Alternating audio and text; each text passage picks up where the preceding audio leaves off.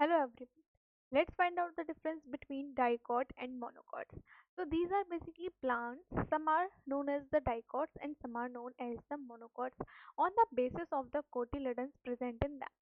If in any plant a single cotyledon is present, that is known as the monocots, and if in any plant two cotyledons are present, that is known as the dicot plant.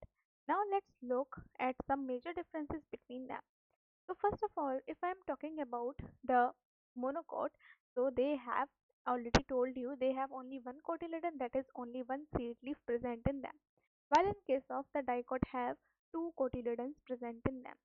The next one part here we have about the leaf venation. Leaf venation, that means the pattern of veins present on the leaf part. So the leaves usually have parallel venation where the veins run parallel to each other. That is the grasses and the lilies in which there is parallel venation present. The second one we have the dicot. In this one the leaves are generally reticulated, which means they are network like. That means they have network like structure in them, net like venation present in them, where the veins form a branching pattern. For example, we can see this type of pattern in rose in beans as well. Another we have in monocot about the flowers. So flowers typically have parts in multiples of three mainly. So three multiples of petals, three multiples of sepals and stamen. While in this case, in case of dicot, here they typically have the multiples of four or five. After this, now we are talking about the monocots. So in this one, they tend to have a fibrous root system in them where many roots emerge from the base of the stem. So basically here the main root is fibrous root system, while in the dicots here they typically develop a taproot system. So what is a taproot system? In taproot system there is basically one main root grows thicker and deeper, and from which many lateral or several smaller roots are present. After this, we have the monocots one. In case of monocots here, some monocots and most of monocots do not have secondary growth present in them and they do not form the wood because they don't have the cambium and all. That's why there is no secondary growth. While in case of the dicot here, many dicots have the potential for secondary growth and thus forming wood and increasing in the girth as well. That is in the oak trees as well.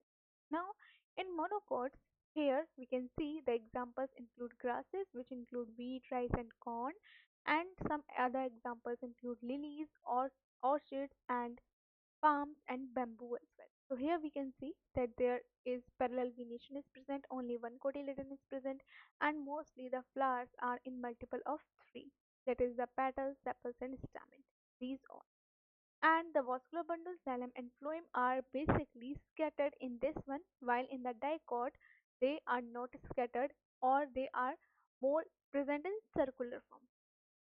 Now some other examples of dicots. These include roses, these include sunflower, beans, peas, oak trees and maple trees as well. And here what will be the, we can say, that characteristic, it will the taproot system is present, secondary growth is present, and here the leaves have reticulate structure in them.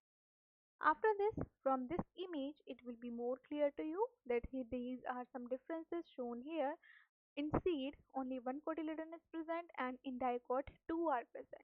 In case of fruit, you can see fibrous root system is present in monocot, and in dicot, taproot system is present.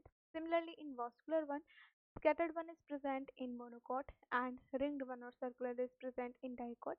Leaves also here in monocot, parallel veins are present, and in dicot, net-like or reticulated structure is present.